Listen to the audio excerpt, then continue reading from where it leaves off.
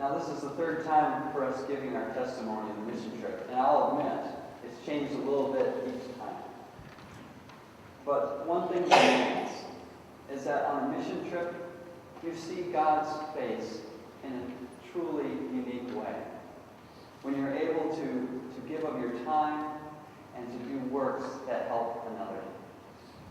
Our trip this 2 weeks ago now was to Elizabeth City, North Carolina, the 4th Forest Congressional District in the U.S. of the, I think it's, maybe someone knows better, 565? 565? 535? Anyway, it's not a place that is known for its wealth. But there's a lot of people that are faithful, a lot of people that follow Christ. And what we found was God was ever present in so many ways. Myself, I witnessed God when I was sent to a home of an elderly couple, Tamara and Joe Armstrong, 78 and 79, an African-American couple. Children long grown up and have children of their own. I think those children have children of their own as well, great-grandparents. And what we did there that week was things that they just couldn't do. Tamara, she was a maid, and Joe, he was a landscaper for his life's work. And so even though they didn't have much, they did have a clean house and yard. But what we did was more than just fixing some rotting boards, scraping down a shed and repainting it, and painting a chimney in the base of the house. What we did was we met and had community. We had discipleship. We had love and the love of Christ. In essence, we continued the ministry of Jesus that is said to live in those who continue in the Spirit of Christ.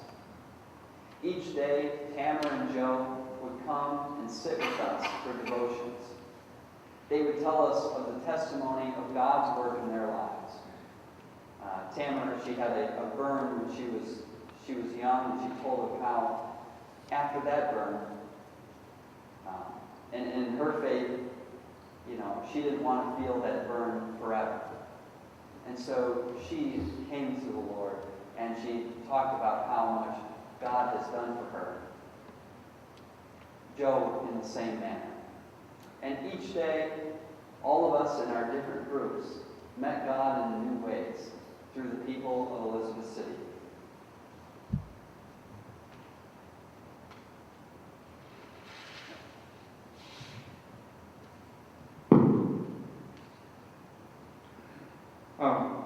So we got to Elizabeth City or whatever. We left Saturday morning, and it was about a 13-hour trip down, which it didn't really seem like that. I mean, time flew by pretty quick for us. So on Tuesday, we have themes every day, and our theme was, why are you afraid? And we had this Bible passage about how Jesus told the disciples, hey, let's go across the lake, and he falls asleep, and a huge storm brews up, and then they start freaking out. And he kind of asked them why they're afraid, and he called them a storm. And it was really ironic because after our midnight program, or whatever, or late night program, we had a huge storm. There was a tornado warning, and they called us in. We were busy hot wiring a 9-volt battery in Clay's car, and his little remote control car, and then an adult comes in, and he tells us how we need to go out in the hallway, and everybody's in the hallway, all crouched down, storm's going outside. You can see it through a door on the end of the hallway. You can see the storm kind of brewing, and they're a little scared that it might come and hit us, but it was kind of ironic, that story. Maybe we made a joke to the red church, the leaders of the group, and we were kind of asked them how they set that up. It was pretty ironic how that happened.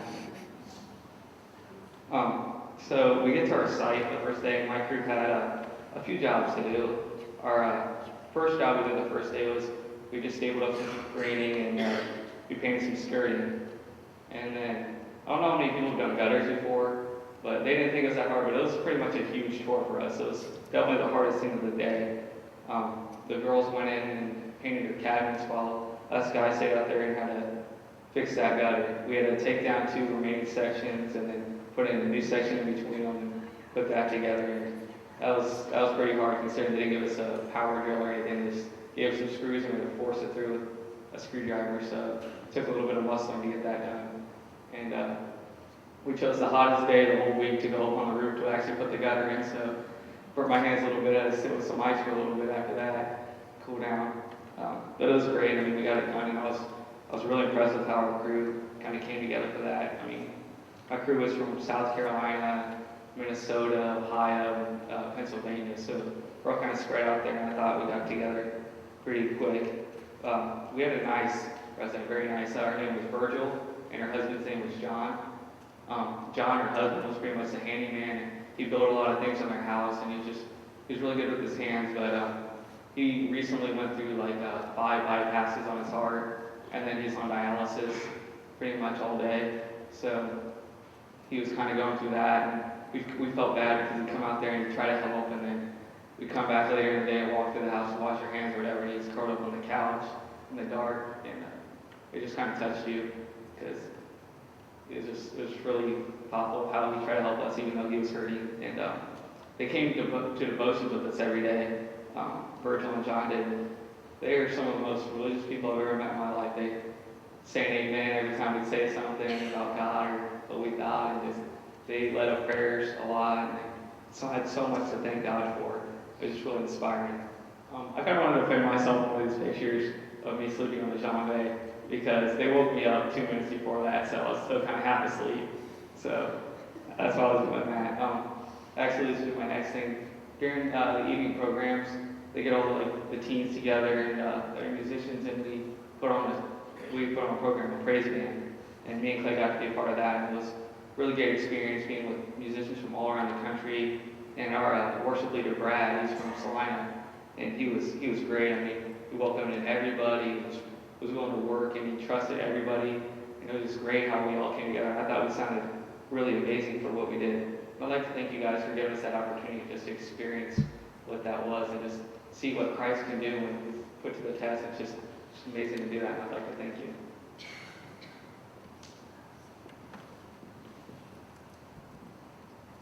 Clearly, we were definitely one of the biggest crews there. Just joking.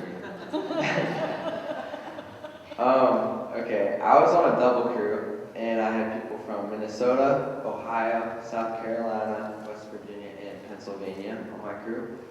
And our job was to take this lady's porch out and give her a new one. So we measured out the porch and everything for her, and she did not like it. So we're like, oh boy. But so she wanted a bigger porch, and she wasn't satisfied with the smaller one. So we did that for her. Instead of making a 6 by 8 foot porch, we made a 6 foot by 15 foot porch, and she was very pleased. Her name was Weltha, our resident, and she's been a pastor for 20 years, and she's 70, and she has 5 great grandchildren. And she's been through a lot in her life. She's had breast cancer, and she got rid of that, and then she came back with brain cancer, and she got rid of that, and then she had a big, massive stroke. So she's been through quite a lot.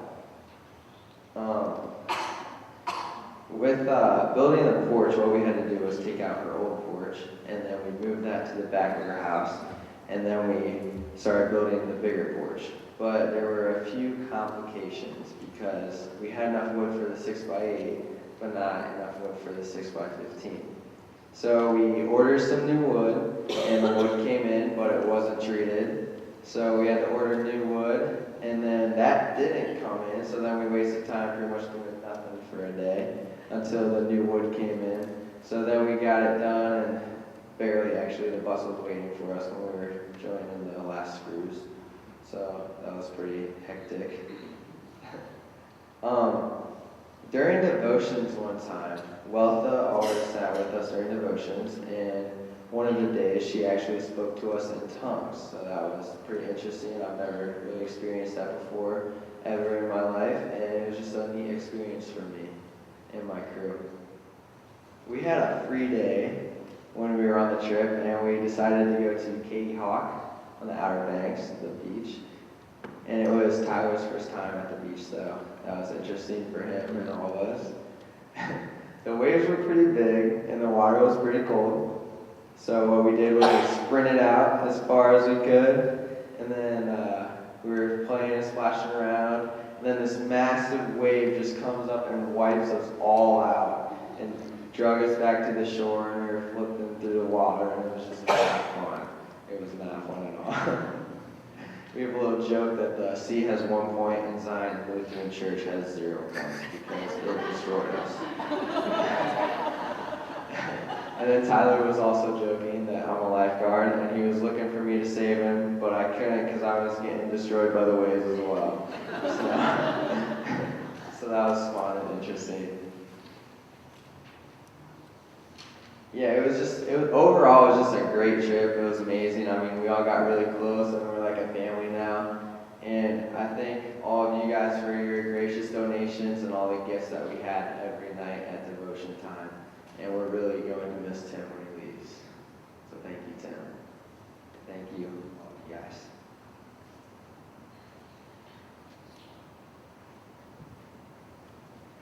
All right, so to start, that free day was a little overrated because he said the waves were big, but after we went from the beach, we went to a little like seafood restaurant. Our waiter was a surfer dude, and he said those waves were small to average at best. So there really wasn't a big deal. And so when to complete the ruining of a free day, we were gonna go home and went across this bridge, and we got stuck in traffic. So our free day really was not the best. Okay, it was okay. It was okay. But anyway, my crew, we worked on President Roxanne's house, and she had a lot of health problems like plague. I think she had brain cancer and breast cancer too. And we had to take out her entire deck because there was holes in it. We had to take it all out, put in a new deck, and measure it up because her house was a little off. And we had to paint that. Then we also had to paint the eaves. So that was a pretty big chore, just like anyone else's. And then we had a double crew too, thank goodness. So some of them that were painting the inside of our house came out to help us with the deck. Otherwise, we probably would have been there for a full 5 days. But she was just really thankful for all the work we were doing on her house and stuff. And one day when it was raining, we had just finished the porch, and she came out, and she was just so overjoyed, and she said the rain was baptizing her brand new porch. And it was just really nice to see her all happy and stuff, because we knew she wouldn't be able to fix up her house by herself. And it was just great going down there and meeting new people and just helping everyone out in the community. So I just want to say thanks for your support.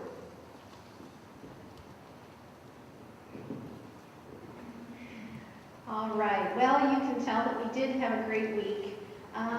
I'll fill in a few of the details. There were about 350 of us at Elizabeth City, and yes, Gloucester was small but mighty while we were there. There was one group from Minnesota that actually brought 2 coach buses down, so that was a really big group. I think they picked up a few people in Chicago on the way, but they were a very big group. So only 16 different church groups and about 350 people. And I think we worked on about 50 different homes while we were there in the community, so quite a lot got done to help the residents there. As they alluded to, we did not work with each other during the day, which is probably a good thing, we'd have maybe gotten sick of each other, I'm not really sure. But anyway, they do it that way on purpose, so you get to know each other, other people from other places, and so we didn't see each other all day, but then we had a nice evening program, and we're wearing our t-shirts, and our theme this year was, what do you stand for? That was a really great theme, and each night we kind of talk about a different question that went along with that, such as, why are you afraid? Why do you doubt? Some topics like that were really good to sort of dig into and talk about. And then after the evening program, which, yes, the guys did play in the praise band, so that was really great for them to use their musical talents in that way. Then we would have our Zion group devotions. So, and then we always had lots to share because we hadn't seen each other all day. So that was a really great time, and we did look forward to our care packages every night. So we want to thank Marcia and Susan DeGreedy and Beth Milks and Jan Leonard for putting together some nice care packages for us every night. Parents don't listen, but you know, we had candy and goodies, and we're eating those about 10 or 11 o'clock every night. But it was a highlight of our day. So thank you, and thanks for your prayers too while we were away. I do want to say there was an amazing thing on this trip, and I'm not sure why it amazes me because I have teenagers and I know how much they eat, but the amount of snacks consumed by 350 kids in a week is truly amazing. There was a Walmart in the area, and I am sure that we probably, you know, doubled their profits just in that week alone. I know our group went, I don't know, 3 or 4 times to Walmart for extra snacks, and it's not like we weren't getting nice big meals at the, you know, cafeteria, but anyway. So snacks kind of ruled the day.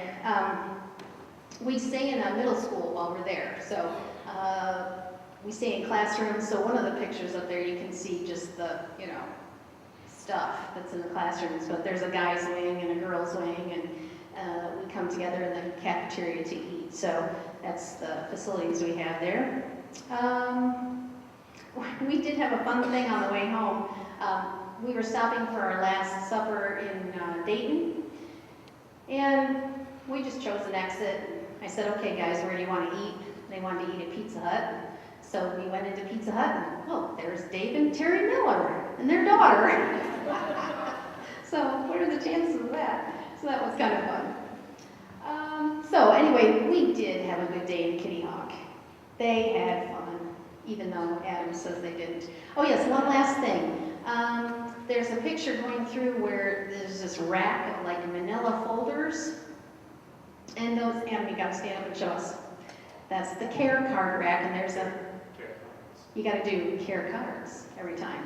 So that's just a little thing that happens at camp every year. Throughout the week, you're supposed to just write short little notes to people on your crew or people in your youth group or, you know, anybody who's been especially helpful or nice or whatever. And it's just kind of a little support network. And you put these little notes in, and there it is, the care card rack. And then on the way home, you get to get your envelope of care cards and read them. So that's always fun. So anyway, we had a great trip.